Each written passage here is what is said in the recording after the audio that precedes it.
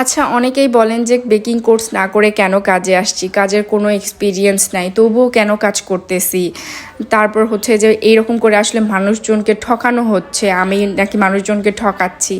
Like seriously আমি এখানে কাপড় চোপড় নিয়ে বসছি যে আমি 2 নাম্বার কাপড় বিক্রি করতেছি, যে আমি মানুষজনকে ঠকাচ্ছি, এইটা কোনো কথা হইল?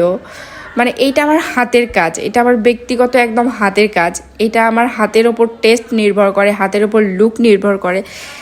মানে আমি যেরকম চাচ্ছি আমি সেরকম কাজ দিতে পারছি। তো এখানে 2 নাম্বার কাজ বা হচ্ছে মানুষ ঠকানো কাজ, এইটা কেমন ধরনের কথা?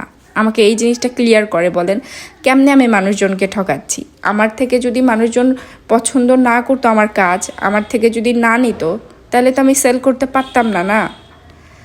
আর আলহামদুলিল্লাহ আমার রিপিট কাস্টমার অনেক বেশি।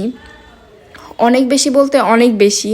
মাসের মধ্যে যদি আমার 50-60টা যায় কেক, তার মধ্যে আমার 50টা কেকই হচ্ছে রিপিট কাস্টমারের কাছে যায়, একদম রিপিট কাস্টমারের কাছে। আর 10টা হয়তো নতুন কাস্টমার আমার আসে। তো একটা বিজনেসের ক্ষেত্রে আসলে রিপিট কাস্টমার কতটা বেশি ইম্পর্টেন্ট, আই থিঙ্ক যারা বিজনেস করে তারা সবাই বোঝে। আর যেখানে আপনারা বলতেছেন যে বেকিং কোর্স না করেই আসছি, আমি 2.5 বছর ধরে বিজনেস করতেছি এই পাউন্ড কেকের ওপরে। তো 2.5 বছরের এক্সপিরিয়েন্স কিন্তু আমার কম না। আর যদি আমি বেকিং কোর্স না করে এত দূর আসতে পারি, আমি আলহামদুলিল্লাহ আমি অনেক দূর আসছি। আমি যদি এত দূর আসতে পারি, তাইলে বোঝেন যদি বেকিং কোর্সটা করতাম তাইলে কত দূর যাইতাম। মানে আমি তো বেকিং কোর্সের জানি না, যদি করতাম তাইলে আরও কত দূর যাইতাম, আমার কাজ আরও কত ইমপ্রুভ হইতো। মানুষের যে কোনো মানুষেরই ডে বাই ডে ইমপ্রুভ হয়, কাজের ধরন পাল্টে যায়, নিজের পছন্দ পাল্টে যায়, সব কিছুই হয়ে যায়। আর আপনারা এখনও ওখানেই আছেন এক্সপিরিয়েন্সের ওপর, যে ভালো কোনো জায়গা থেকে এক্সপিরিয়েন্স নাই, এইটা নাই। আচ্ছা, 10,000 টাকা দিয়ে কোথাও থেকে একটা কোর্স করে আসলে কি আদৌ ওটা কোর্স হয়?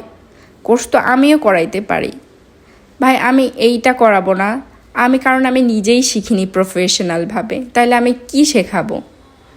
আমি যতটুকু জানি, আমি যদি এতটুকুই মানে দিতে শুরু করি, তাইলে আমি আসলে ভুল জানি না ঠিক জানি। আমি অনেক রেসিপি আছে যেগুলো ভুল জানি। যেমন 2 দিন আগে আমার ড্রিম কেক না অনেকেই বলছে এখানে হচ্ছে যে ময়েস্ট কেক যায়, যেটা আমি সিরিয়াসলি জানতাম না। কমেন্টেই আমি জানতে পারলাম যে এখানে ময়েস্ট কেক যায়। তো এটা আমার ভুল ছিল। ভুল স্বীকার করতে তো আর সমস্যা নাই, না?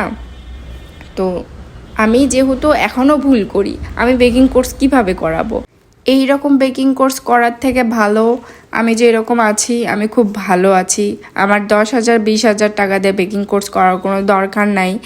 মানে করলে আমি টপ লেভেল একদম ভালো কোনো প্রফেশনালের কাছ থেকে শিখবো, নাইলে আমি শিখবো না।